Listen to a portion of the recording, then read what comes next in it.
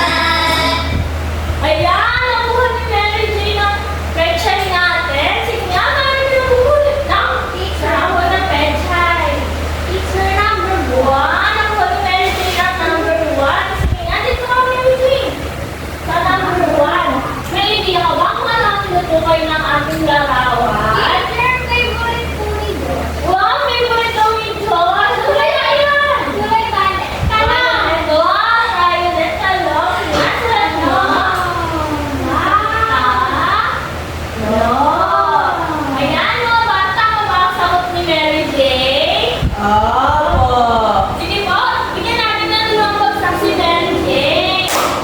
Ayan, ipapasa na natin ulit ang ating pechay. Pag sinuot ko siya, Ayan. Ipapasa na natin ang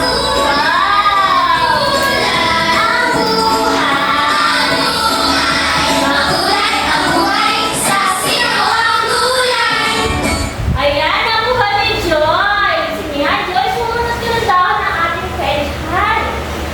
Number 5. Wow, number 5. Sige po, dito tayo sa number 5. Ayan, Joy, sa tingin mo, ano ang meron sa ating larawan? Pagdidilig po, teacher. Oo, pagdidilig. Mga bata, tama ba ako sa tingin ng pagdidilig? Opo. Sige po, sulat mo ang pagdidilig, Joy.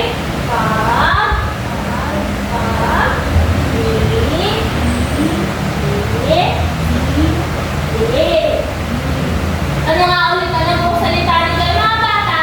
Pagdidilig. Ayan, maraming salamat, Joy. Pasalitan ng pechay. Sino ang gulay sa talaga? Sino ay mulo ng siya? Sino ang gulay sa damdamin? Ayan, si Joshua. Sige, Joshua, kaya ka pumunta sa harap. Muna ka muna ng daan ng pwede natin, Joshua. Wow, number 4. Opo. May idea ka ba kung ano ang meron sa ating number 4? Teacher, ano to? Ano? Lupa. Lupa. Sige nga, sila ko muna ang sagot, Josh. Lupa. Paano mo babasahin ulit, Josh? Lupa. Ayan, tama ba ang sagot ni Joshua? Mahusay ang kaapat na larawan ay ang lupa. Ngayon, ito ang may patay dalawa mga bata.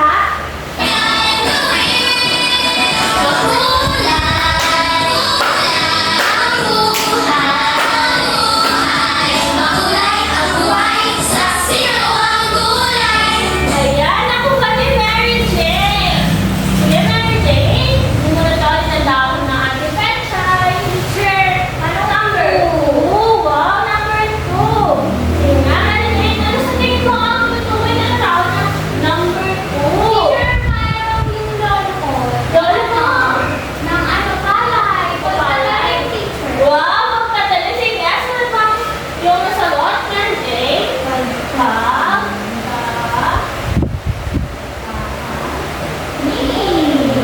Ano nga ang sagot ni Mary Jane, mga bata?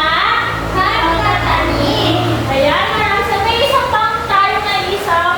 Sino naman ang gusto sumalit ng huling larawan natin, mga bata? Ito ang number, please. Sige nga, Joy. Ano sa tingin mo ang meron sa number 3, Joy? Abono po.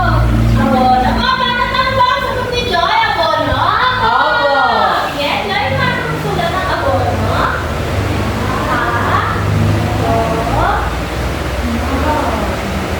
Ayan mga bata, maaari nyo ba basahin ang mga nagawa ng salita? Una, Talong. pangalawa, Pagtatanim. ikatlo, abono, pang-apat, lupa, at ang ikalima, Pagdidilig. Ayan mga bata, base sa mga salita na iyong mga nabuo, may idea ba kayo kung ano ang tatalakayin natin ngayong araw? Sige nga, Joshua. Sa tingin ko po, teacher, pagtatanim ng gulay. Ayan mga bata, tama ang tatalakayin natin ngayon ay ang pagtatanim ng mga ating gulay. Pero bago yun mga bata, kapag tayo ay magtatanim ng mga gulay, ay hindi agad ito lalabas na mga bunga. Una ay tatanim natin ang mga hindi o buto ng ating mga halamang gulay. Katapos natin itanim ang mga halamang gulay natin, mga bata, anong susunod na ano ang susunod na ating gagawin? May idea ba kayo? Sige, Mary Jane. Didiligan. Ayan, tama. Ang susunod ay didiligan. May idea ba kayo kung ano ang last na gagawin sa last na didiligan? Sige, Joshua. Maglalagay po ng abono. Ayan, tama. Mahusay ang paglalagay ng abono. At ngayon ay ito ay ipapaliwanag ni Teacher Mary Jane ng isa-isa sa inyo. At ngayon naman mga bata, dumakapat na tayo sa ating talakayan.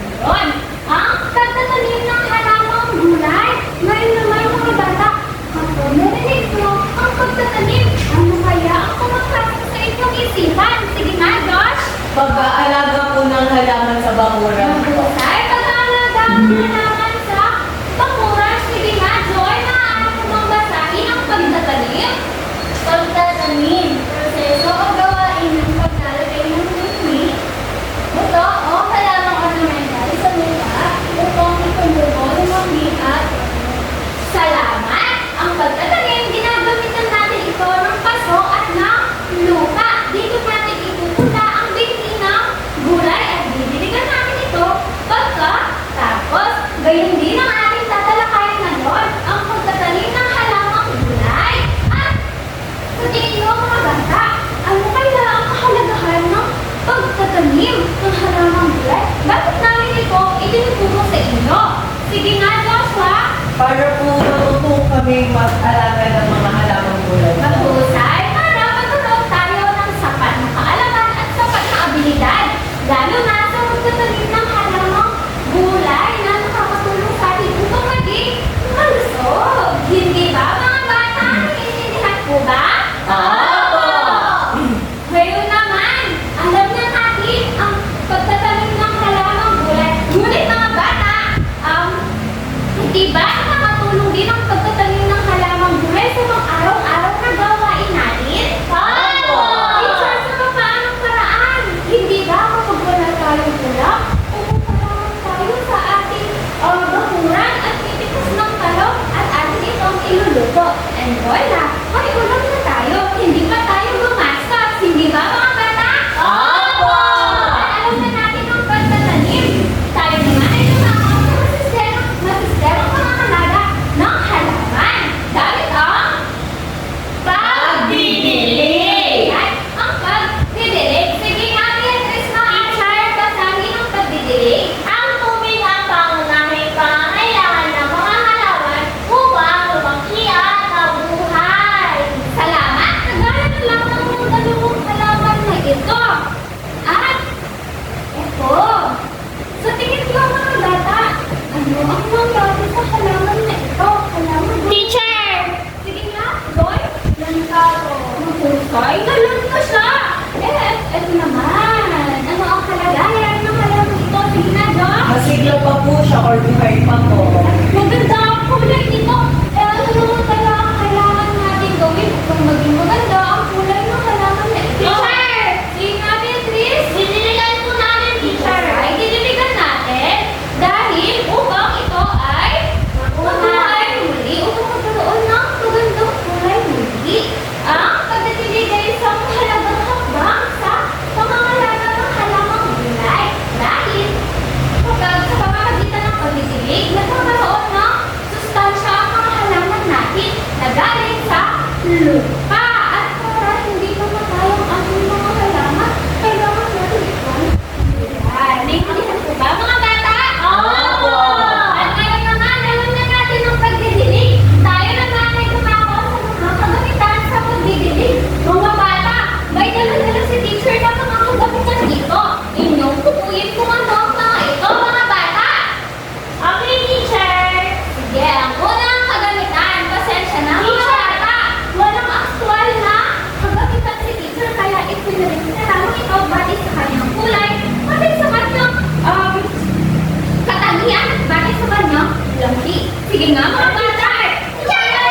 Sige nga, Joshua. Nagagala po. Husay, nagdadrera, saan natin ito kalipitang nakikita? Teacher! Sige nga, Beatrice. Sa school, teacher! Husay, Jesus, kapag ginutusan tayo si teacher na diligan ng ating mga halaman. Di ba? Ako, ito naman kaya. Sa tingin nyo, ano ang mga ito? Teacher! Ano kaya ang maliit na bagay na ito? Teacher! Ang na ito? Sige nga, Joy. Bago po! Mahusay. Tago, ginagamit mo ba ito mga bata? Opo!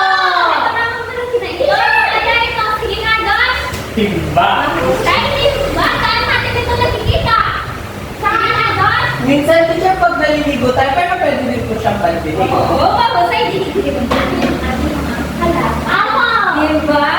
Mamaya ipapakita ni teacher kung paano gamitin ito sa pagdidilig. Maaari ba na kayo gamitin sa pagdidilig? Opo! Meron pa kayo dito sa bahay? Opo! Ito naman kaya. Sa tingin niyo, ano kaya ang kalagayan ni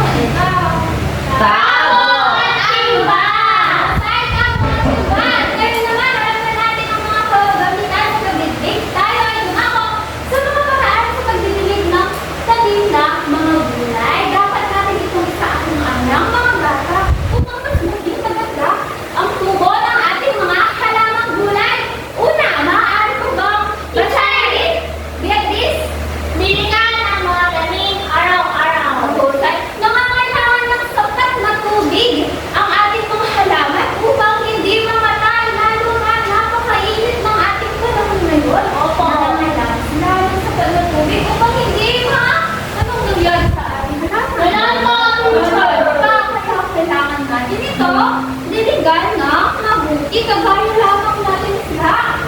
Mga tao, kailangan natin uminom ng tubig araw-araw, hindi ba? Magkaroon tayo ng enerhiya, di ba? Kaya kailangan natin silang diligan. At pangalawa naman, sige nga, maaari ko bang basahin, Joshua? Diligan ang mga tanim sa umaga at hapon. Teacher, bakit hindi tanghali? Siyempre, ang tanghali, dito natin nararanasan ang pinakamainit na sikat ng araw. Nararanasan ba natin ito ngayon, mga bata? Kaya, maaaring masunog ang ating mga tanim na gulay. Maaari silang mabigla. Kapag biniligan natin ito kapag tanghali dahil sila sa mainit ng panahon tapos biniligan natin. Di ba? Mabibigla sila.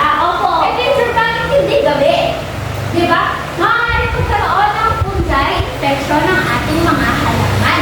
Dahil sa sobrang basa ng lupa. Kaya, huwag natin itong didiligan tuwing gabi. Naintindihan mo ba, mga bata? Dahil sa hamog, kaya sobrang basa ng ating lupa. Pangatlo naman, sino ang gustong magbasa? Sige nga, Joyce. Ingatan ng mga halaman sa pagigilig upang hindi mapinsala ang mga ito. Kagaya na lamang ng ating pang-apat na paraan. Ito ay iwasan ng malakas na pagbuhos ng tubig upang hindi malunod ang halaman, lalo na ang mga bagong punla. Kailangan kapag taman lamang ang pagbuhos ng tubig, hindi masyadong malakas at hindi masyadong mahina. Dahil nakakasama din sa ating mga halamang gulay ang sobra-sobrang tubig. Hindi ba, mga bata, maaari silang malunod? Naintindihan ko ba? At ang panghuli, maaari mo bang basahin? Yes, sir. Iwasan ang malakas na pagbuhos ng tubig upang hindi malunod ang halaman, lalo na ang mga bagong punla. Salamat! At ang pang-apat na paraan ay ang...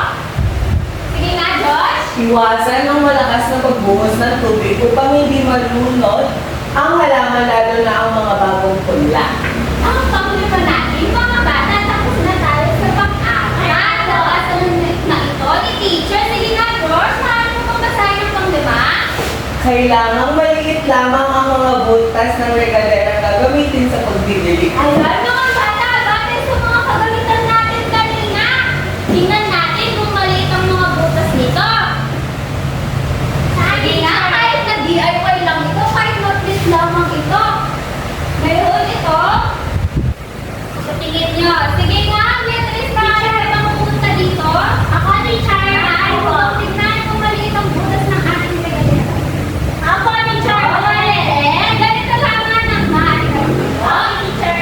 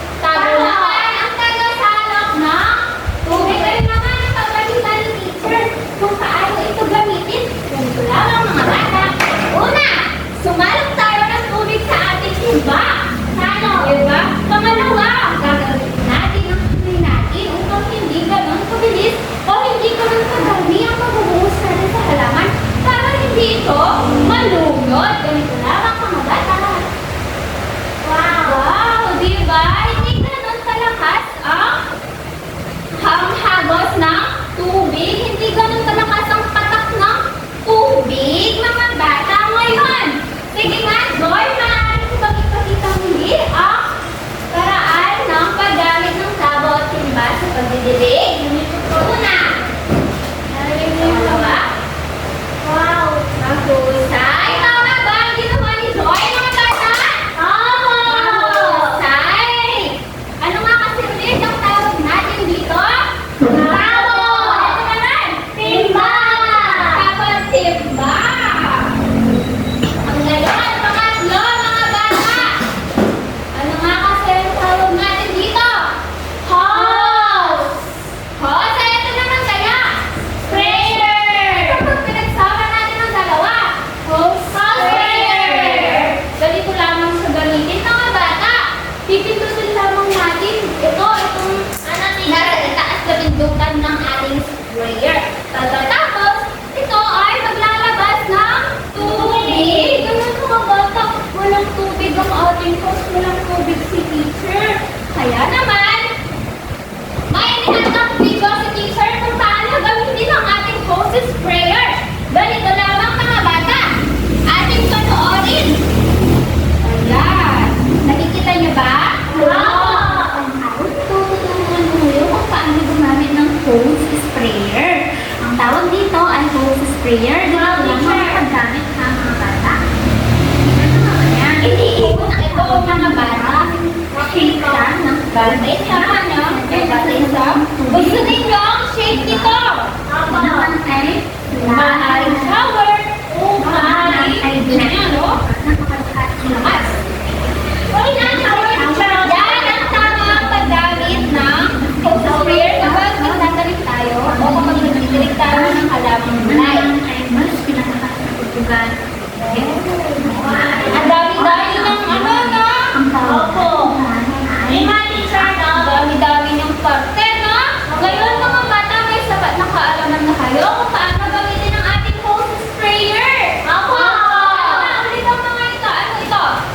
Sprayer! Ito mga bata. Hose! Kapag pinagsama natin, hose sprayer! Ito naman mga bata. Ano kaya ito? Lata! May unas!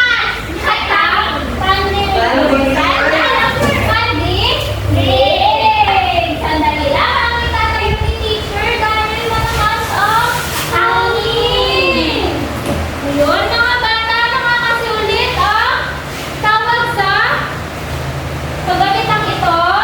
Latang pagdilig. Latang pagdilig at ganito lamang natin siya gagamitin. Nasaan na ang ating timba? Ayan, tayo ay sasalak sa ating timba.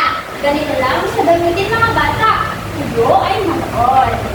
Ayan, tayo ay sasalak. Pagkatapos ay ito ay lalagay natin sa halaman. Para sa doon lamang ay buhay ang ating halaman. Hindi naman siya malalanta. Opo. Ang ating latang pagdilig ba ay may maliliit na bukas? Meron po! Say, maaari ba itong pagdilig? Ako! Sige nga, Beatrice,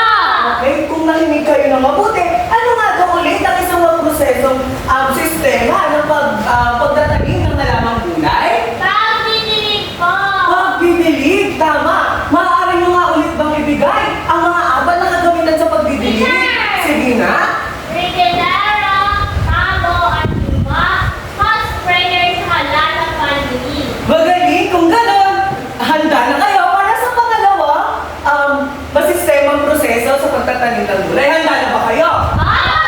Okay.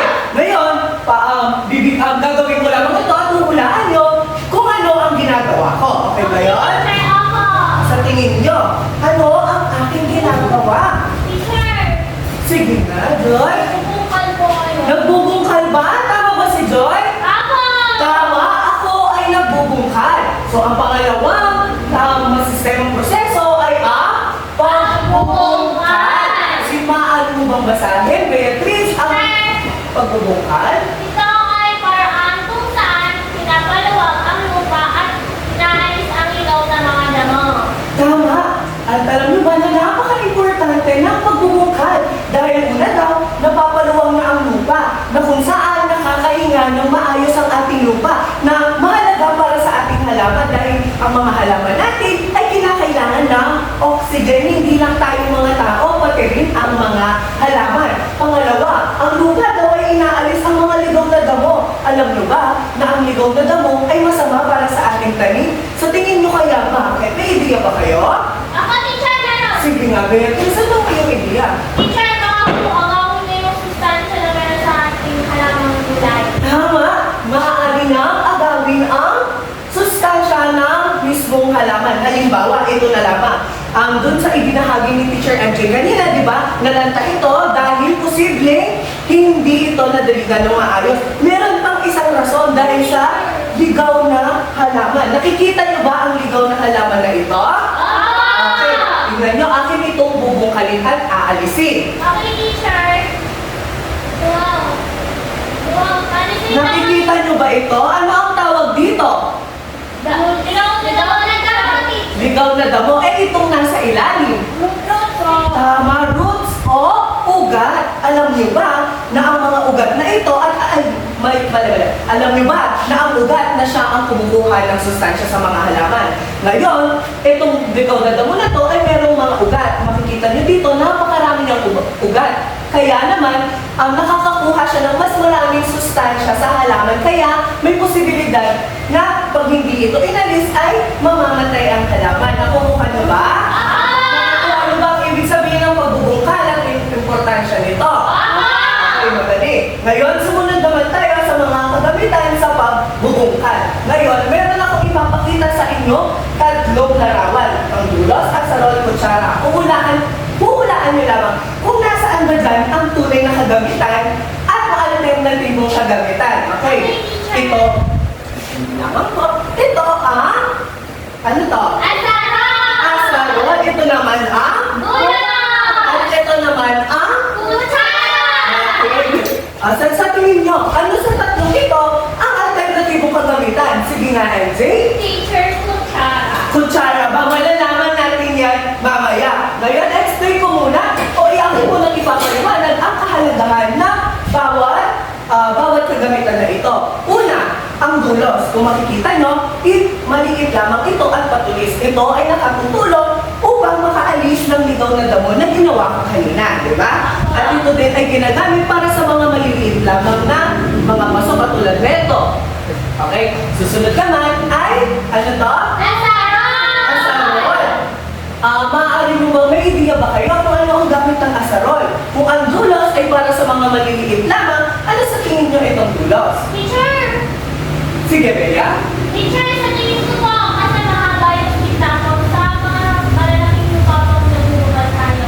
Mahusay para ito sa mga malalaki. Dahil itong dulos na to, para lamang sa mga gilid-gilid at ito naman ay para doon sa mismong malaking lupa. O kunyari, isipin nyo na lang na ito ay lupa.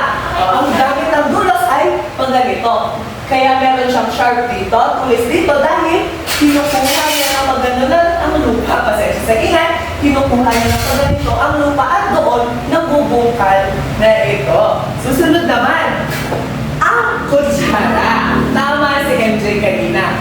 Ito ang alternatibong kagamitan dahil kung halimbawa gusto nyo lamang magtanim sa inyong bakuran or naisipan nyo lamang magtanim ng kung ano-ano, mapagkulay man yan o mapagulaklak, pwede nyo itong gamitin kung wala kayo na itong dalawang kagamitan. Pagpipigyan ko kayo, maaari mo ba itong gamitin? Kung tignan natin kung makakapagbuhay lahat. Ako, teacher. Okay na?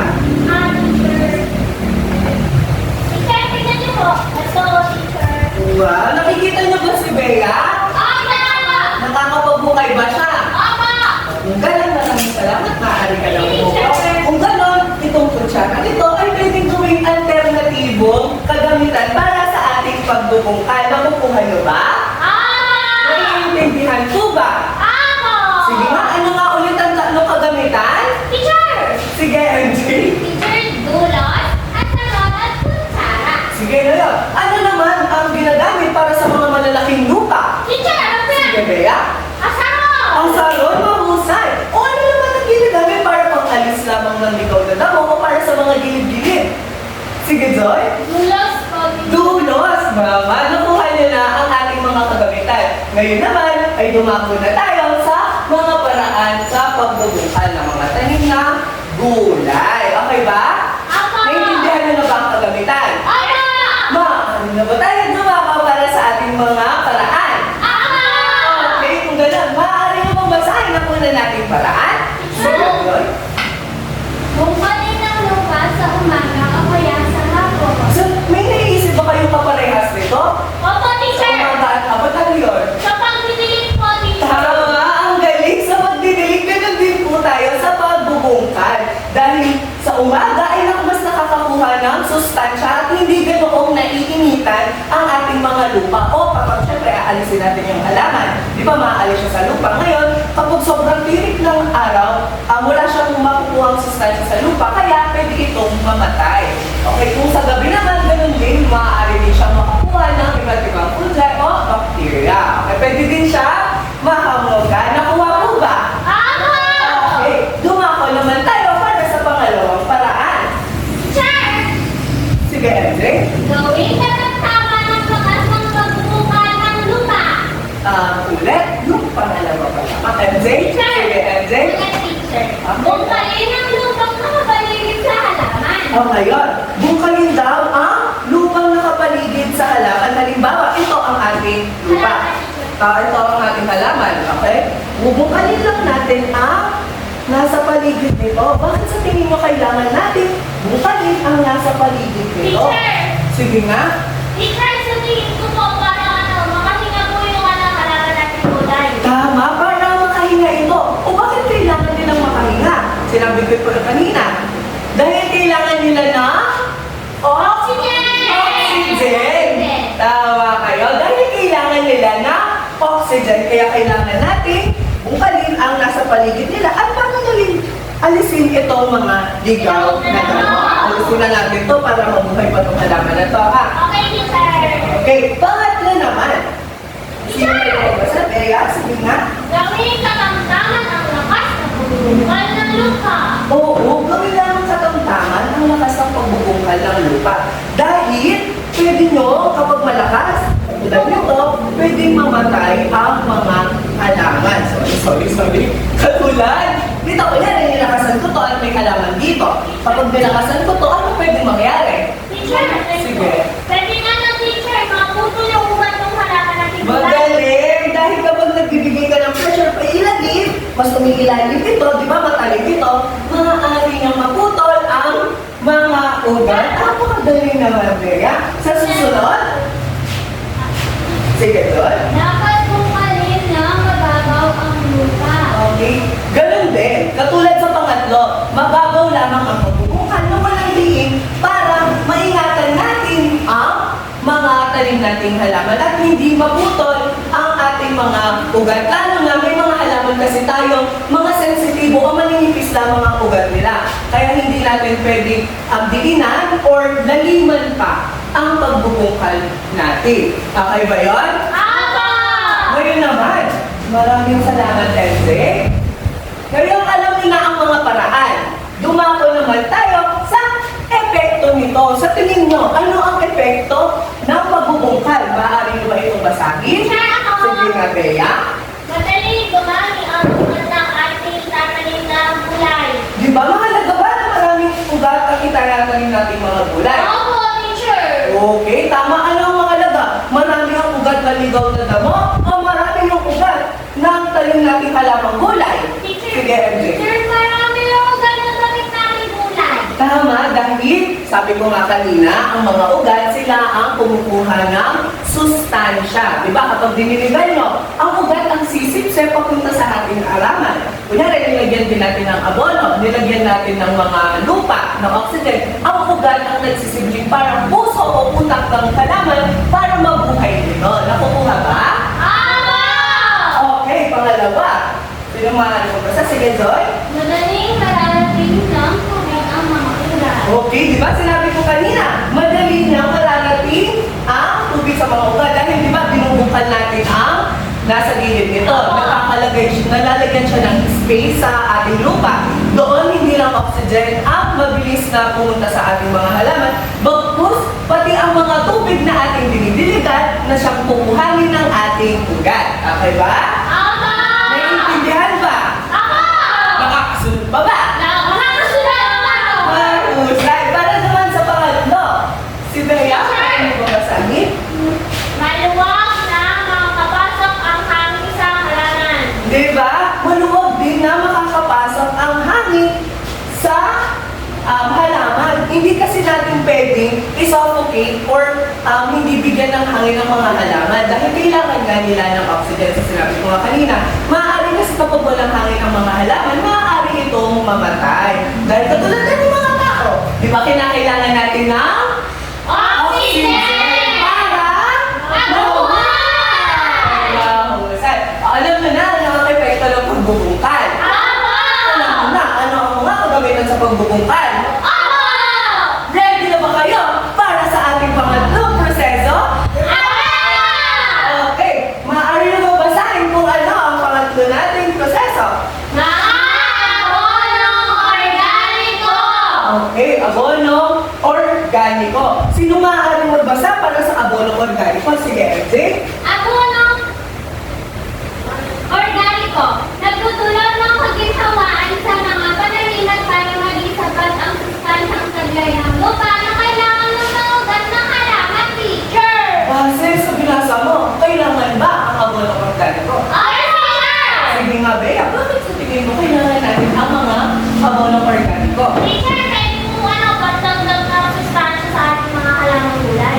Sige, may daragdag. Maraming salamat. Teacher, Tama? mas nagiging mataba ang mga halamang gulay natin. Tama, mas nagiging makulay at namumunga ng marami dahil ang abono organiko ay nagbibigay nga ito ng sustansya sa lupa na siyang kinukuhanan ng ating gulay.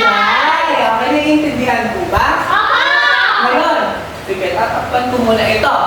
May mga naiisip ba kayong mga abono organiko na pwede sa ating mga tanim na gulay? Mga halimbawa, pero ba? Ako, teacher. MJ?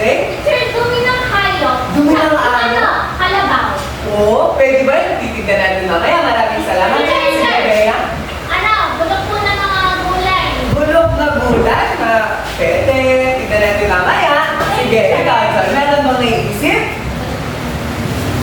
Balat po ng prutas. Balat ng prutas. Titignan natin kung tama lahat ng inyong nasagot. Dumi ng hayop. Tama ba si MJ? Ako! Bulok na gulay. Tama ba si Bea? Ako! Balat ng prutas. Tama ba si Joy? Ako! Okay, tama lahat kayo. Itong mga to ay mga nabubulok na kung saan nakakakuha ang mga halaman natin ng sustansya. Kung papansin ninyo, sa basurahan. Sige, meron doon nakalagay, di ba? Nabubulok, hindi nabubulok, na-recycle, di ba? Kung doon sa mga nabubulok na basura niyo, kaya kailangan natin magtapon ng tama kasi doon sa nabubulok na yun, pwede natin gamitin. Pang-organikong abono. Okay, gamitin abono. Nakakatulong tayo, di ba? Natatapon na natin ang basura natin, tapos nakakatulong pa tayo palaguin ang mga halaman. Kaya kayo, mga klas, ha? Itatapon na ang mga basura na naayon sa kanilang klase. Okay ba? Ako! Okay, ayun. Dumako naman tayo sa mga paraan. Kung paano ba ina-apply or paano ba ina-apply ang mga abonong organiko. Una, Broadcasting method! okay, kinakalat ang mga pataba sa ibabaw at hindi nakahaluin. Kadalasan ito ay ginagawa sa isang maliit na taniman. Okay, magbibigay ako ng halimbawa. Halimbawa, ito. Sige. Ano ang sinasabi ulit? itatanim ito sa, ilalagay ang abono saan? Sa ibabaw, kukuha ako ng abono. Ito ay abono. Kung mapapansin nyo, ito ay mga balat ng bigas. Okay? Ilalagay lang siya sa ibabaw. Sino gusto maglagay sa inyo? Sige, Bea. Ilagay mo ha. Sige, mas magaling. Lalagay ko yung abono. Dali daw, teacher. Yan. Ayan po, teacher. Teacher, tapos na po. Yes, maraming salamat. Kung papansin niyo, ang broadcasting method ay inilalagay ang mga abono sa itaas para kasi di ba, mabubulok yan. Ang Opo. matutunaw. Ang mga nutrition yan ay bababa papunta sa ating mga ugat. Ang ginagamit ito, madalas sa mga ating palayan, ganun gusto sa mga maliliit lamang. Okay ba? Nakukuha ba? Ama! Naiintindihan pa ba? Ama! Nakakasunod? Yes, teacher! Okay, susunod naman ang Side dressing method! okay, side dressing method. Ano naman ito? May pagkakaiba ba? Tignan nyo. Ang patabang ito ay inilalagay sa gilid ng lupa na hindi gaano malapit sa ugat ng halaman sa pamamagitan ng isang kagamitang nakalaan para dito. Halimbawa na lamang. Okay? Dahil ang nilalagyan ng side dressing method ay ang mga halamang nakahilera. Halimbawa, ay dito na lang. Halimbawa, nakahilera itong mga halaman na ito. Diba? Nakahilera ang mga halaman na yan. Ang sabi dyan, kukuha lang ako ng abono. Ang sabi dyan ay maglalagay ng abono sa gilid. Halimbawa, wala itong paso. Kasi ang paglalagay ng side dressing method ay wala iyong paso. Nakatanim na direkta sa lupa. Pero halimbawa na lang, hindi ito nakapaso, nakadirekta ito sa lupa. Okay. Ang gagawin ay ilalagay lamang saan? Sa gilid, teacher! Sa gilid. Alam mo ba na may sukat kapag naglalagay sila? Hindi po. 10 cm. At alam niyo ba ang tulong nito? Ang tulong ng organic side dressing method ay mas napapabilis niya ang pagtubo at pagkuha ng resistensya ng ating halaman. Naiintindihan ba? Ama! Nakukuha ka ba? Yes, teacher! Sige nga, saan nilalagay ang broadcasting method? Teacher! Sige, Bea. Sa taas po na. Sa taas. Ay, ang side dressing method. Maraming salamat. MJ? Teacher, hindi gaano malapit sa lugar ng halaman. At saan? Sa? Gilid! Sa gilid. Wow! Susunod, ang foliar application. Method! Ito ay ginagawa sa pamamagitan ng pagdidilig o pag-i-spray ng organikong abono sa mga dahon ng halaman. Halimbawa, ito ay fertilizer o abono organiko. Okay? Ito ay ginagamit nila pang spray. Sige, ipapump lang ito. Pang, teacher, pang. Ah! Sige nga, di ka subukan. Sino gusto sumubok? Teacher! MJ, sige MJ, subukan mo nga. Pang, teacher! Ganun mo muna. Pang. Teacher! Kaya ba? Sige, Teacher, mahuhusan. balita, teacher. Teacher, paano sa spray? Yan, tapos, pupunta ka sa halaman at i-spray. Nakikita mo, gusto mo ulit natin? Teacher! Teacher, ako din gusto mag-spray. Wow! Tama na, baka malunod na ang halaman. Okay, gusto mo din? Ako, Oo, sige. Mag-spray po. Bombay lang natin. 1, 2, 3. Ay, spray natin sa... Dito po sa lamang kulay ko, teacher. Ay, maraming salamat maaari kay na ako. Maraming salamat sa inyong participation. Ngayon, kung mapapansin nyo, saan ko ini-spray? Teacher! Saan? Sa dahon, teacher. Sa dahon, tama. Ang foliar application method, ini-spray ito sa mismong dahon. Direkta nito, binibigay sa mismong dahon o sa mismong halaman ang abono o ang sustansya nito. Nakukuha ba? Tama! Okay, gawa ko naman tayo para sa pang-apat. Ang Ring method! maaari mo bang basahin, MJ? Hinuhukay ng pabilaw sa paligid ng tanim na may layong kalahati hanggang isang pulgada mula sa halaman o tangkay. Okay, ang foliar tuloy, ang ring method daw. Kaya nga ring, ibig sabihin Pabilaw! okay, gagawa tayo ng pabilog. Di ba? Ito ang nakikita nyo ba? Ako! Ngayon, gagawa tayo ng pabilog na may isang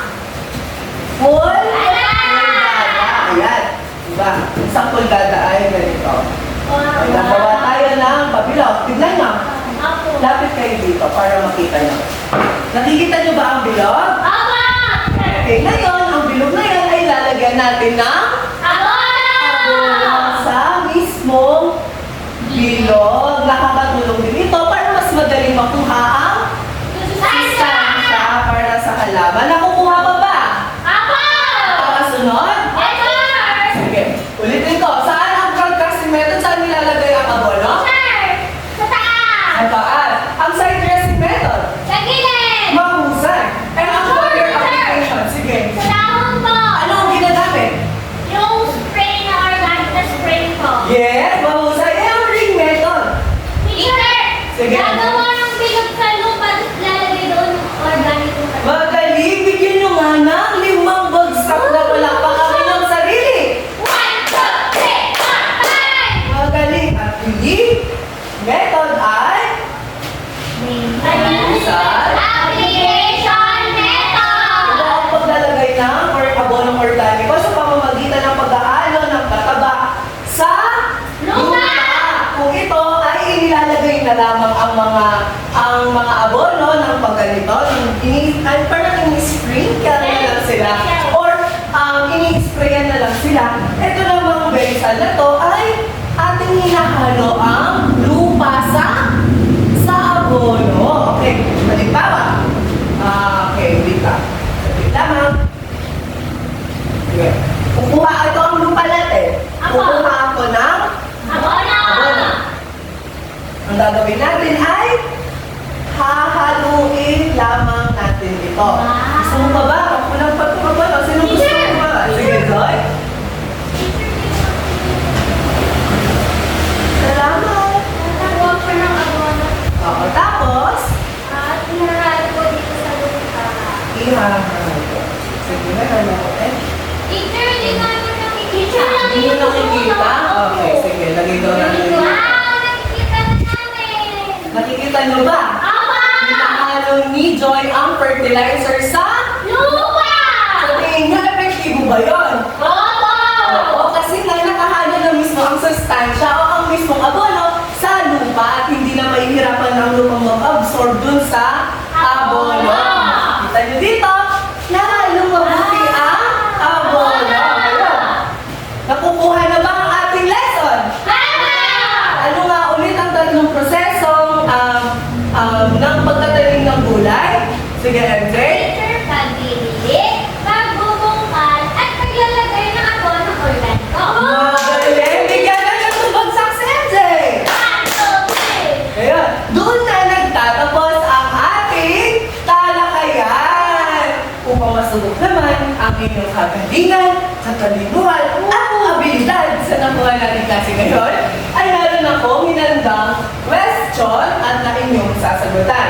Ang pamagat ng ating ay na gagawin natin palaro. Okay ba yun? Gusto nyo ba yun? Ano ang pamagat ng ating laro? Bulan mo!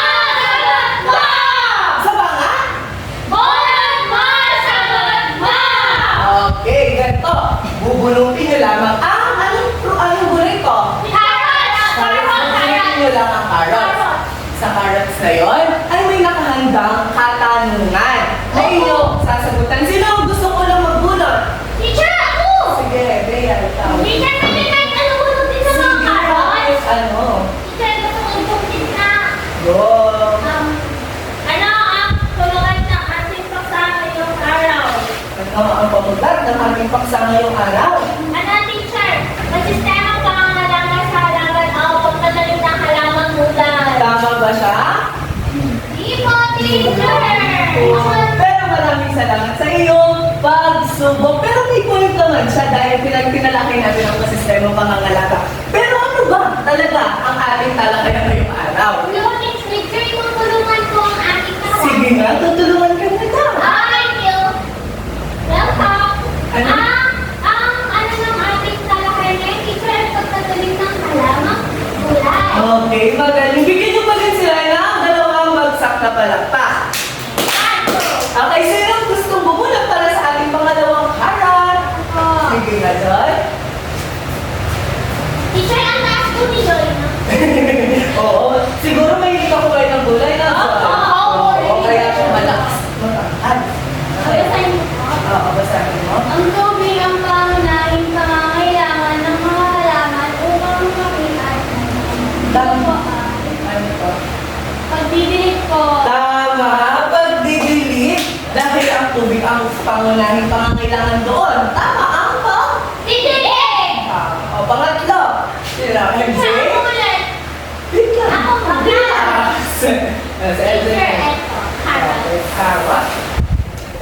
Ano ang iyong katanungan? Bakit kailangan diligan ng mga tanim araw-araw? Teacher, parang hindi mo lang tumugot ito para mabuhay ka kasi kailangan ng sapat na tubig ng ating halaman para mabuhay. Tama, magaling. Bigyan ng dalawang bagsak ng palakpak. Wow! Eh, pag mag-aalaga kayo ng halaman, huwag mong kakalimutan. Diligan! Para sa pang-apat. Teacher! Sige, sige. Babae siya. Babae si Bea. Go, Bea! Wala, ching-ching ka. Ito po. Okay. Teacher, sabi po, magbigay ng isang pagkakita sa pagdilig. Teacher, alam ko yun! Sige. Alam ko yun! Alam ko din! Yes! Tama! Mega! Vera! Magaling. Bigyan ng dalawang bagsak na palakpak si Bea. One, two! Okay, para sa pang-lima. Sino, Joy? So, ikaw, Joy! Ito ay gawa sa mga bulok na pagkain, gulay, tulas, halaman, at mga dumi ng tayo. Go. Abono po, teacher. Abono. Organico. Okay. Tama. Abono. Organico! Gawa sa dumi ng hayop. Bulok na gulay, dalan ng prutas! Okay, para sa panghuling katanungan, sinong nais sumagot? MJ? Ako na teacher. Ako na Gulutin mo teacher. na ang huling carrot. Carrot. Teacher. Ito ay pagpapaluwag ng lupa na kung saan madaling bunutin ang mga ligaw na halaman o damo. Teacher, pagbubuhay? Tama, pagpupungkal. Bigyan nga natin ito ng dalawang bagsak na palakpak. Dahil ang pagpupungkal ay ulit nagpapaluwang at nataalis ng mga lamang ligawan na kung saan kumukuha ng magsustansya para sa halaman natin. Okay ba? Naiintindihan ng lahat? Ready na kayo sa activity? Okay. Yan, napakahusay mga bata. Nakita ko na kayo ay nakasagot kay teacher nyo. Ngayon naman may aktibidad tayo para mas masubukan natin ang inyong kaalaman at abilidad sa inyong magkaroon. Handa na ba kayo mga bata? Okay, ngayon, itugrupo ko muna kayo sa tatlong grupo. Ito ang unang grupo, ako ang grupo at ikatlong grupo. Ngayon, sa panuto ninyo, ang panuto ninyo mga bata ay kayo ay magtatanim ng halamang gulay. Gusto ba nyo? Okay, ngayon, ang gagawin ninyo mga bata, pipili kayo ng leader sa inyong group. At ang leader na ito ay pupunta dito sa harapan at makikita naman ninyo dito sa harapan ay hinanda si teacher na mga kagamitan. At yan, nahulaan ba mga bata? At syempre, magtatanong din si teacher sa inyo na inyo sasagutan at gagawin. Malinaw ba? Hey, maaari bang pumunta na rito ang mga leader sa harapan? Ang unang grupo muna. Ako, teacher. Ako. Ay, maaari ba na? Pumunta na ako nito. Pasok? Teacher, ano pa? Gusto ko. Sige. Teacher.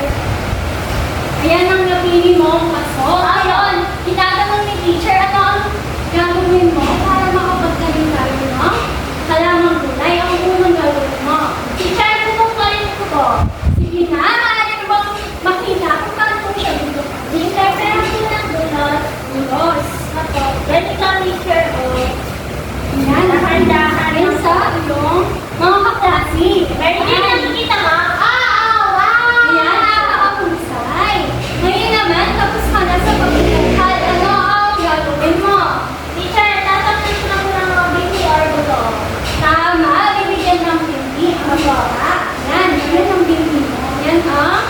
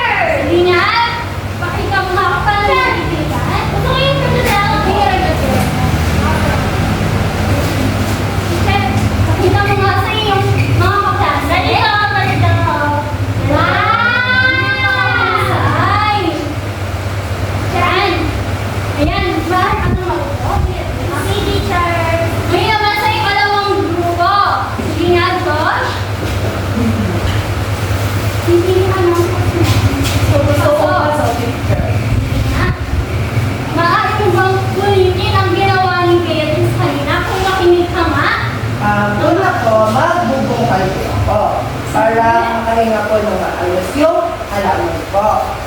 Ang pakita mo nga sa iyong kaklase ang pagbubungkal. Tignan nyo, oh. Ang napakahusay naman ni Josh. Yan. Kaya nagbungkal mo na anong susunod na gagawin, Josh. Maglalagay po ako ng baby picture. Hindi. Ayun na. Pa. Yan. Tapos, lalagay ko picture. Josh, favorite naman. Ayan, nakakasunod ba mga bata? Tama! Susunod na gagawin, Josh? Maglalagay po ako ng abon na picture. Ano gagawin mo? Method. Ring method na lang po. Gagawa po ako ng bilog. Gagawa ng bilog si Josh. Ganito. Yan. Yan. Yan, napakagaling naman ni Josh. Ikay na ba mga bata? Ama! Bilog. Ring method ang ginawa ni Joshua sa kanyang paglalagay ng abon. Yan, bibigyan mo na ng Abon. Doon sa may bilog. Sa may bilog na kanyang. Yan. Ngayon naman, anong susunod mong gagawin? Didilig natin, sir. Pwede ko rin inulat. Wow! Kita mo na. Maluwas. Tapos ko yung picture. Yun! Ang napakahusay, Josh. Ayan, mahal ka naman ako. Bigyan natin ng dalang palakpak si Josh. 1, 2. Ayan, ngayon naman sa ikatlong grupo, si Emily. Teacher! Paso. Ayan, maaari bang pakiulit niya ang ginawa ng inyong kaklase? Teacher, bubungkalin mo gamit ang dulos. Diba? Kita mo? Ganito ang pagbubukal.